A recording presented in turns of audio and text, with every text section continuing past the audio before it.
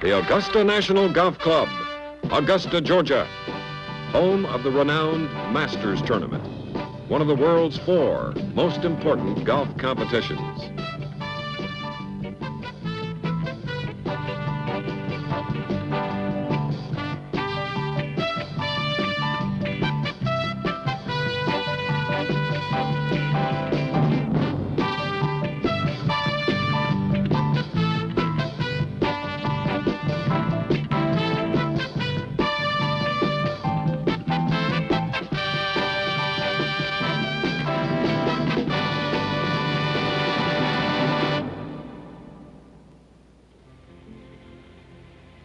Magnolia Lane leads to the Southern Colonial Clubhouse, the heart of the tournament.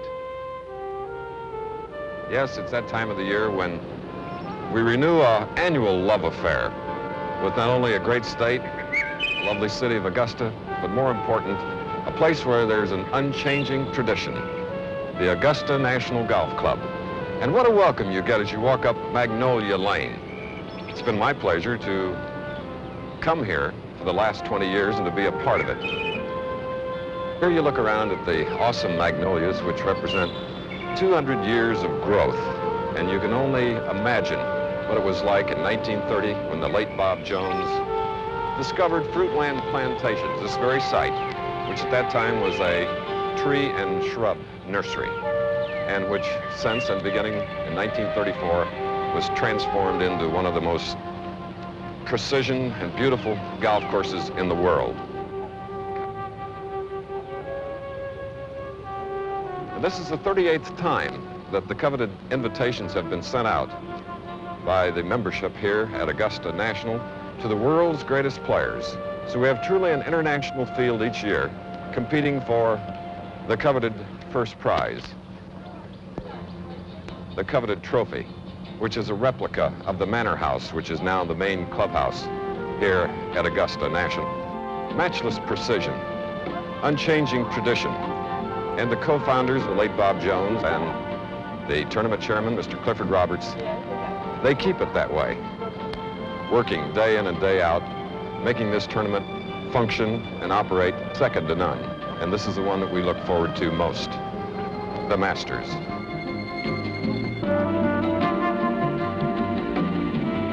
Everybody is here, the outstanding golfers, golf enthusiasts, and golf officials from every green corner of the globe. When there's work to be done, these officials convene at the tournament headquarters building, where in a most unique way, they all work together with members of the home club to run the tournament. Jerry Franklin, one of the founding fathers of the Augusta National. Lord Derby, president of the British Professional Golfers Association.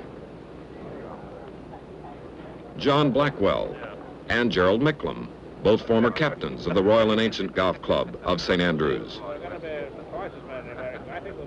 The present captain of the R&A, Donald Smith, greeted by Hord Harden, head of the Masters Rules Committee. Dean Beeman, the new commissioner of the Tournament Players Division of the PGA, joins a group of PGA officials, including past presidents Warren Orlick and Leo Frazier. On the left, P.J. Boatwright, executive director of the United States Golf Association. Joe Dye, a leader in golf administration for 40 years. The familiar figure of Gene Sarazen, the man who made the famous double eagle in the 1935 Masters, a great champion.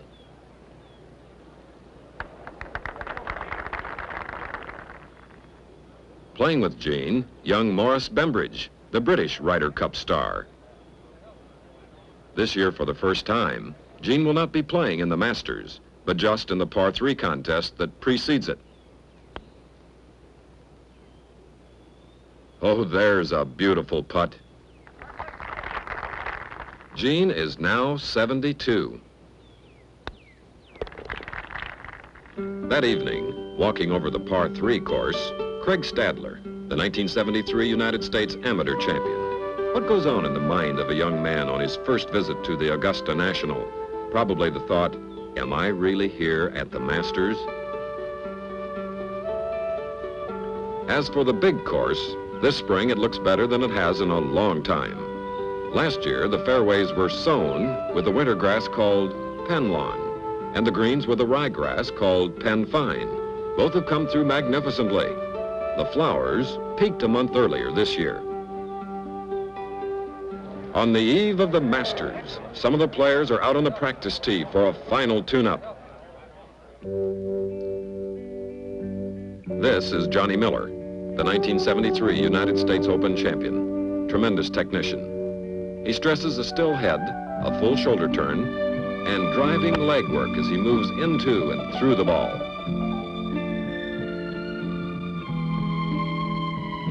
Ben Crenshaw, gentle Ben, the most promising of the very young stars. Ben emphasizes tempo, particularly a very slow start down into the ball. The legs are very active all the way.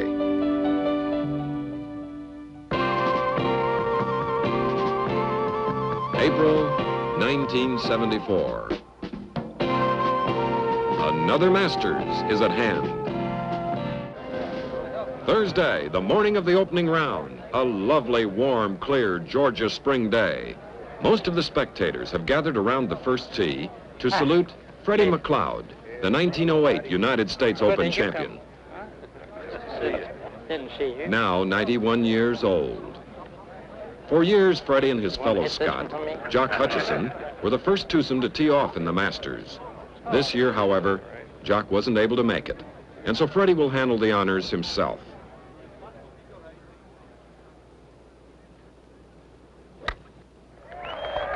Once again, a fine drive down the center of the fairway. Another Masters is underway. This could be an outstanding tournament, for we have an exceptionally strong field this year. Veterans like the ageless Samuel Jackson Snead. Sam is now 61, but you'd never guess it from his appearance or the quality of his golf. The 1959 Masters champion Art Wall, well out, well protected. A four-time Masters champion Arnold Palmer. The defending champion Tommy Aaron. Beautiful swinger. Charles Coody, the 1971 Masters champion. This year, by the way, 20 of the 22 living Masters champions have been on hand. George Archer, who won here in 1969. Few people in golf have a better touch on and around the greens. Jack Nicklaus. The old powerhouse himself, a four-time winner of the Masters. Billy Casper, the 1970 Masters champion, working on a birdie putt. And holding it. Talk about your consistently superb putters. On this opening round, it's traditional for Masters champions to be paired with the amateur players, such as Trevor Homer of England. Trevor won the British Amateur Championship in 1972. Dick Sidoroff of Connecticut. Dick captured the British Amateur in 1973. It was in all the way. Vinnie Giles of Virginia. Our amateur champion in 1972. On the short 12th, Craig Stadler. And our amateur champion is quickly learning just how tough the Augusta National can be. Splash.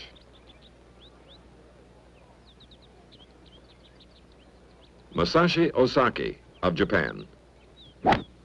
They call this handsome young man Jumbo. He's one of the 12 golfers from overseas in this year's field. Chipping on the 5th, Hugh Baiaki, a rising young star from South Africa. The greatest of all South African golfers, Gary Player. Gary is the only golfer from a foreign land who's ever won the Masters. Tony Jacklin of England. He captured our Open in 1970. The promising young Australian, Graham Marsh. A peripatetic type who plays well all around the world. Isao Aoki of Japan. Josu Des. Bob Charles of New Zealand. British Open champion in 1963.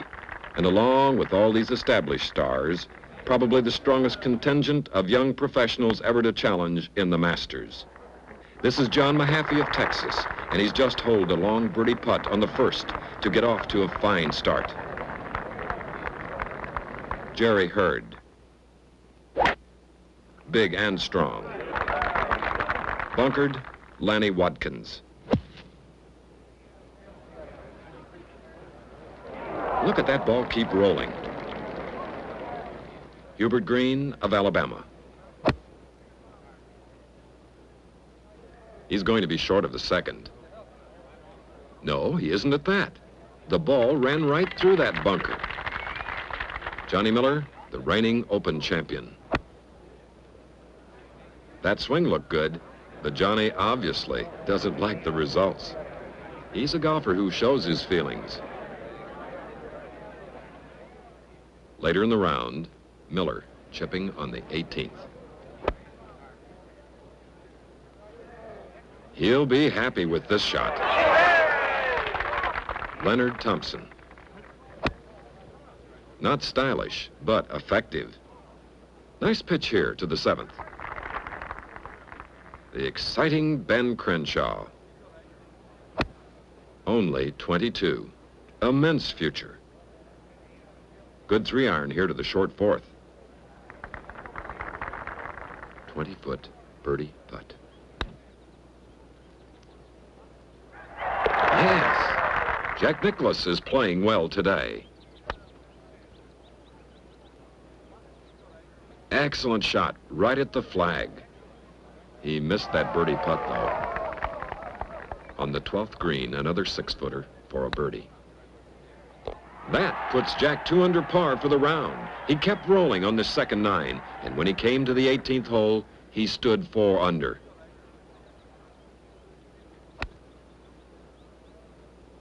Here comes his approach shot. Pushed a little. Bunkered.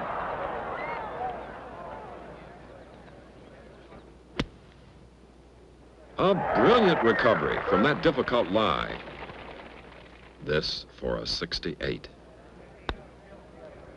Never gave it a chance.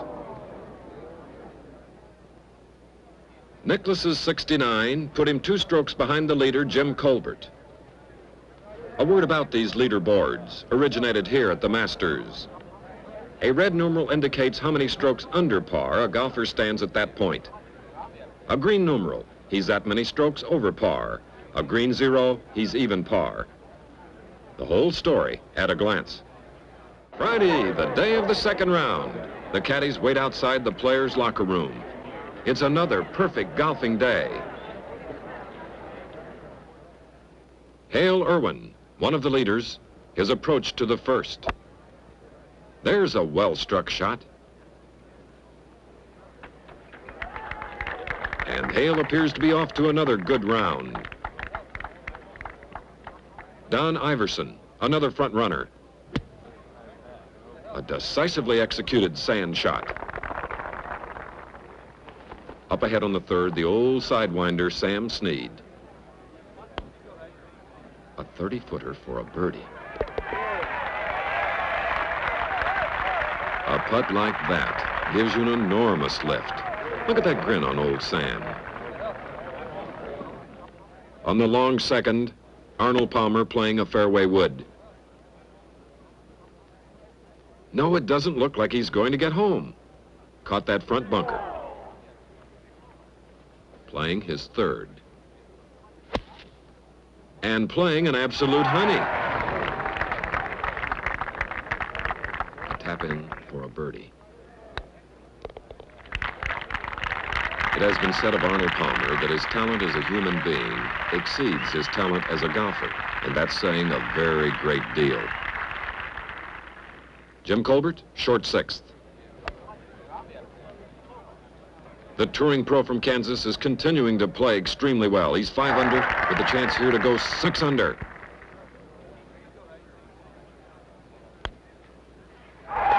He's got it. On the 8th, a short putt for another birdie. Jim's got a good putting stroke going today. Colbert, 13th fairway. Used an iron on his second, and the ball will carry the creek easily on this par 5, 475 yards long, finishing on the back fringe. Putting it about 55 feet, trying to get it up close for a birdie.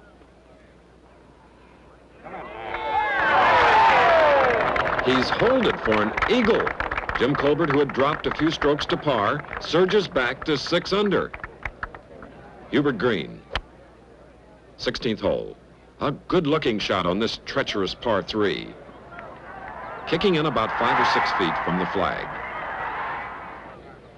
This birdie putt to go 6 under par for the tournament. Putt to corner. The young Alabamian, playing well, went on to finish the round with 2 pars and remain 6 under. 15th green, Dave Stockton, a 20-foot birdie putt. Stockton goes 7 under and moves into the lead. Stockton, 18th tee. A very useful drive on this difficult 420-yard finishing hole. And here comes Dave's approach, hit about a 5-iron. A good, crisp shot. Ending up hole high, about 20 feet to the right of the pin. This for a 65. No, not quite firm enough. Dave will tap in for a 66, 6 under par. A great round. That puts Stockton out in front by a stroke after 36 holes. A shot behind, Hubert Green and Hale Irwin. 2 shots behind, Jim Colbert and Frank Beard. 3 behind, Jerry Hurd, Gene Littler, Jack Nicklaus, Dan Sykes, and Tom Weiskopf. Saturday, the day of the 3rd round, brought gray skies in the morning and a light fall of rain. But by noon, the sun was out and playing conditions ideal. And the pressure mounting, as it always does when a tournament enters its 3rd day. It led to a plethora of errors.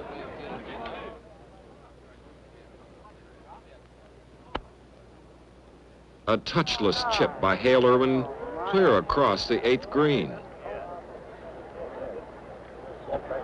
And this full spin around by Hubert Green when he lost his footing playing his 2nd shot on the 13th. The bunkers seem to have grown deeper overnight. But a truly talented golfer like Tom Weiskopf could still handle them.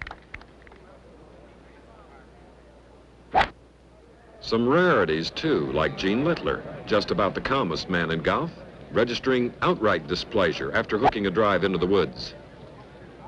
2 golfers far back in the field, Bobby Nichols here and Phil Rogers, moved into contention with splendid rounds. This is Nichols' approach to the 18th, which nailed down a 68 for him. And this is Rogers' approach to the home green. A daring recovery through the pines, which climaxed his round of 68. 3 players in the thick of the fight, including Frank Beard, here approaching the 3rd, shot par rounds of 72.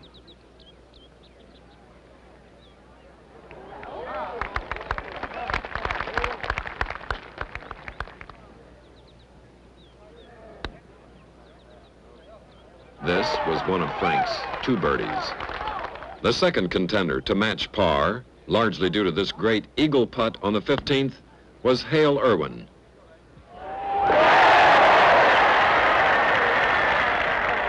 Subdued, unemotional, colorless Hale Irwin. The 3rd par shooter among the leaders was Jack Nicklaus. pitching to the third green here. Really spun that one back. Jack's 72 was a distinct disappointment to him because he hit so many superlative shots like this sand shot on the 5th.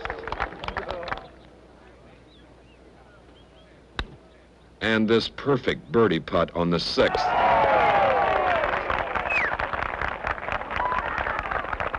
But then there were all those errors. The kind a golfer least expects and which hurt the most. It was a strange tournament for Jack, filled with ups and downs. After barely clearing the pond on the 15th, a marvelous little pitch.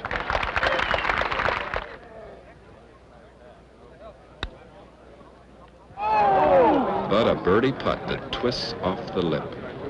And on the 18th, after a badly cut drive, a badly hooked approach. A roller coaster round on which Jack Nicklaus seemed to lack his usual rock-ribbed concentration. As for Tom Weiskopf, he was one of 3 challengers who added solid third rounds. This birdie putt on the 2nd got Tom off on the right foot, off the edge of the long 8th in 2. A chance for another birdie if he can get down in 2. About 4 feet. Tom is essentially a very good putter. But it was on the 15th that Weiskopf hit the key shot of his round. A whistling 1-iron that he hooked around the pines and onto the right fringe of the green to set up another birdie. Jim Colbert, here approaching the 10th, was again in top form. Jim started with 12 consecutive pars, but as you can see, he had his birdie chances. On the 15th, over the green in 2, Colbert plays this well-gauged chip.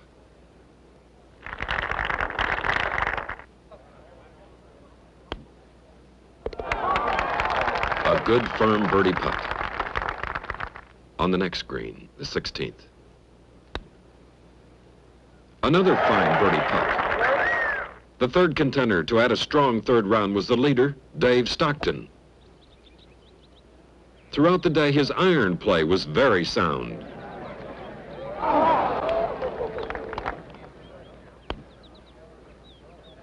And we were reminded often why he is considered to be one of the best putters on the PGA Tour. And also one of the game's most adroit wedge players. Coming to the 13th, which along with the 15th comprises the 2 eminently birdieable par 5s on the second 9, Stockton, 9 under for the tournament, is still setting the pace. This elegant little chip set up a birdie that placed Stockton 10 under par, 2 strokes in front of the field at this juncture. But this third day belonged to Gary Player. The South African star began his move on the short 12th. A 7-iron that covered the flag led to a tap-in birdie. On the 15th, after making 2 more birdies, Player goes for his 4th straight one and makes it. The compact, determined little shot maker from Johannesburg moves 7 under par for the tournament. 16th tee, a 190-yard par 3. And Players cracked another pin-splitting iron. Just missed hitting that pin. A 7-footer. A 5th consecutive birdie. 5 birdies in a row. That ties a Masters record, a record set only 2 days before by Hale Irwin. However, at the 3/4 mark, Dave Stockton still holds a narrow 1-shot lead. Pressing him closely, Jim Colbert after a 69 and Gary Player after a fabulous 66. 2 shots off the pace, Bobby Nichols and Phil Rogers. 3 back, Tom Weiskopf and Hale Irwin. 4 shots back, Frank Beard. 5 strokes back, Jack Nicklaus and Hubert Green. Quite a horse race. That evening, we asked Gary Player how he compared his round of 66 with the 2 previous rounds of 65 he had scored in earlier Masters. Anyway, it's always difficult to compare scores in golf because they happen under different conditions. I would say that this 66 gave me as much pleasure as the 2 65s that I've shot here because it's sort of pulled me right into contention. So I say it's very difficult to answer, but also I played better today than I did when I shot those 65s. I think that I'm hitting the ball a lot better now. My golf swing is a little bit like wine. It's maturing a bit, and so is my mind. Fortunately, I don't know how long you can keep going for in golf, but I'll touch wood. Have you got any wood around here? Sunday, the day of the 4th round. The fairways have been playing fast. The greens on the slow side. Ahead, the prospect of a truly competitive conclusion to this tournament. The most dangerous 4th round player in the world, Jack Nicklaus. He's playing 4 twosomes ahead of the leader, trailing by 5 big shots. In the penultimate twosome, Jim Colbert. One of the real surprises of this Masters. Paired with Colbert, Phil Rogers. Playing his finest tournament in years. In the final twosome, Dave Stockton. The leader since the 2nd round. Paired with Stockton, Gary Player. 1 stroke behind him. First fairway, Player. 6-iron approach. Picking up today just where he left off yesterday. Great birdie chance.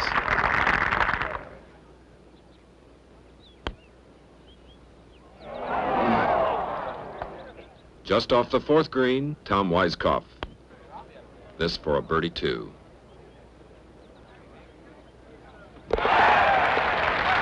Weiskopf goes 7 under. Weiskopf playing his approach on the drive and pitch 7th. Nipped it nicely. Coming down just to the left of the flag. This to go 8 under. Got it. At this moment on the 18th green, young Morris Bembridge of England.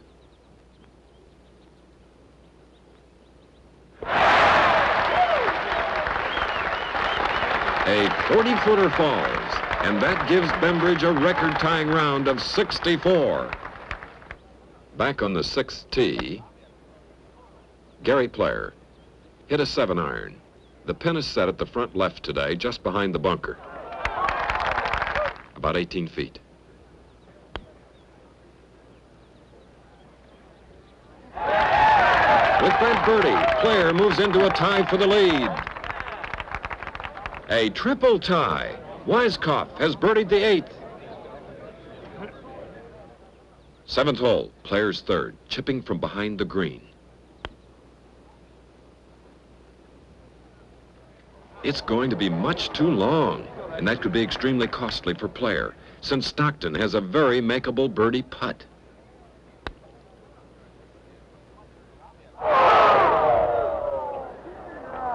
Stockton hasn't been able to buy a putt today. Gary for his par. What a big putt that was. Gary could have lost 2 strokes to Stockton on this hole. He loses none. 9th hole, Player's 2nd. A 6-iron. To about 8 feet. Stockton's 2nd.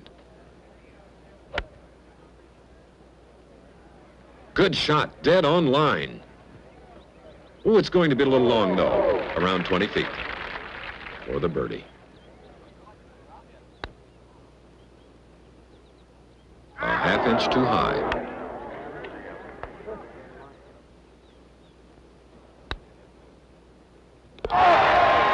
Gary wrapped that birdie putt in. He takes the lead, 10 under. Stockton will putt out for his 4. That, incidentally, was Dave's first 3-putt green of the tournament. At the turn, Player has jumped into a 2-shot lead over Stockton and Weiskopf. Also in the fight with 9 holes to go, Nicklaus, Rogers, Colbert, and Nichols. 7 golfers can win this Masters. Starting home, some trouble for Player. After bogeying the 10th and barely scrambling out his par on the 11th, here on the 12th, his tee shot bounded well over the elusive green. A touchy little chip. Ran it up with a 3-iron, about 6 feet past.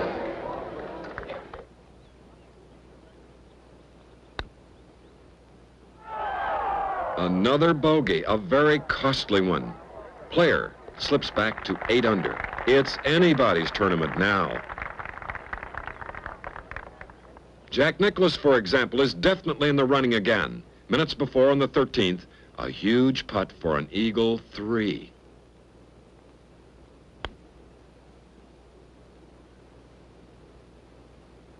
Nicklaus and Cabot both go into orbit. Did you ever see Jack react like this? 8 under for the tournament now. Nicklaus, 14th hole. He must get down in 2 for his par. He's left himself a tough one.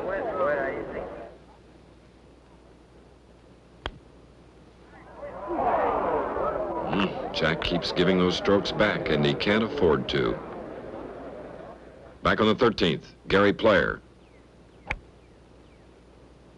Firing a 3-wood for the distant green. The ball's carrying the creek before the green with yards to spare and stopping abruptly just short of that second bunker, about 50 yards from the flag. Going with a wedge.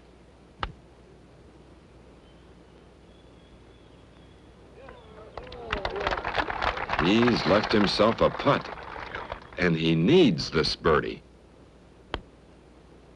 Oh, a magnificent putt.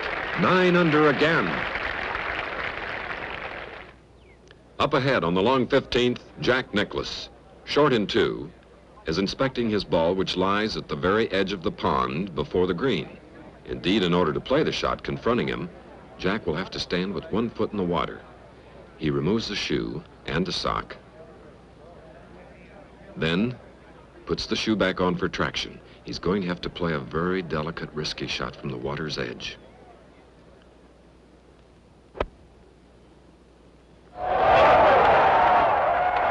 A miraculous recovery, stiff to the pin for a birdie. That puts Nicklaus back in the battle again, just a shot behind Player. But can he sustain a strong finishing drive? The answer comes quickly. On the short 16th, a weak iron into the trap before the green. A poorly executed sand shot. A fatal bogey. Jack's last chance is over. 7 under, Nicklaus lies 2 shots behind Player, 1 shot behind Stockton and Weiskopf. This is Weiskopf, 15th hole, after a badly pushed drive. Oh, he caught that fairway wood flush. Great shot. Coming down to the right of the flag, trickling over the back of the green. Critical shot. If Tom can get down in 2 for a birdie 4, he'll catch Gary Player.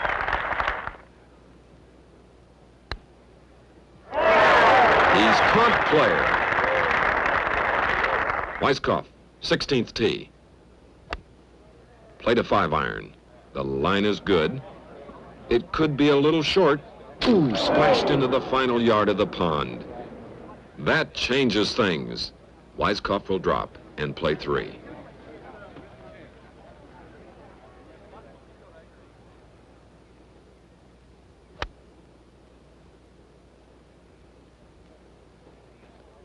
He's played a fine gutty shot, up very close, 5 or 6 feet from the pin. This for a bogey 4. A courageous recovery. But that watery tee shot could well spell the end of Weiskopf's bid. Player, 15th, third shot. He now leads Weiskopf and Stockton by a stroke. A birdie 4 here, and he would lead by 2. About 4 feet. Played for a little right to left break and didn't get it. A par 5 for Gary. Stockton, 16th tee. Dave still looking to make up that one-shot deficit. And he could do it here. Great birdie chance. Dave's overdue for a putt. No, sir. He still trails Player by a stroke. So does Weiskopf. This is his approach to the 18th. A little long, sliding a few feet closer, but still over 20 feet from the cup. To tie, he must hold this difficult side hiller. How did that ball ever stay out of the cup? Talk about a picture of anguish.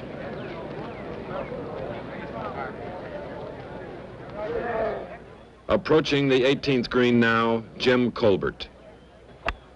Jim hasn't had too good a round. He's 3 over for the day, but he's hit a beautiful shot here. Rolling, bouncing, right into the cup. An eagle for Jim Colbert.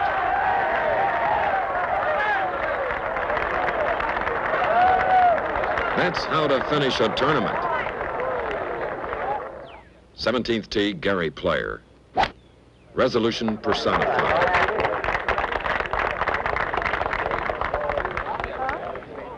A 9-iron left. Very fluid swing.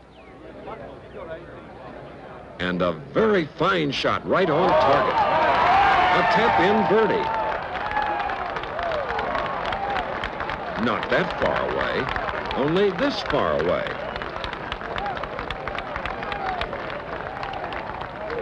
With that birdie, Gary goes 10 under par and gains a 2-stroke lead with only 1 hole to play. 18th fairway. A 5-iron to the home green. The ball white against the darkening clouds. Gary's iron play has been particularly brilliant this week.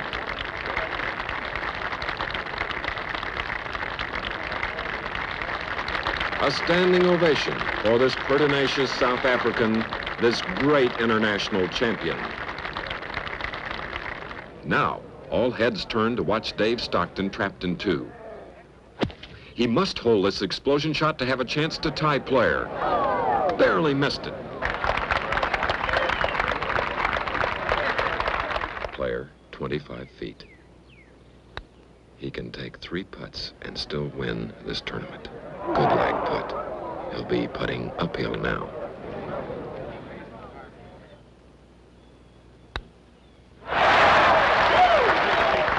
Gary Player has won his 2nd Masters. Congratulations from his jubilant caddy and from Dave Stockton, an authentic sportsman. Player and Stockton walk off the last green arm in arm after the most dramatic and thrilling Masters tournament in many years.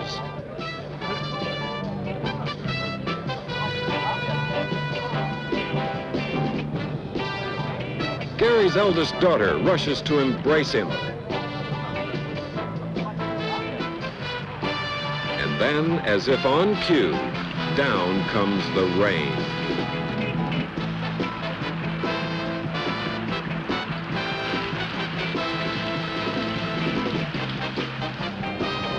The final results of the 1974 Masters.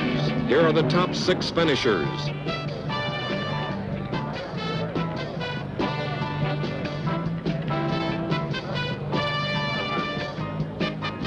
The rain forced the cancellation of the formal presentation ceremony.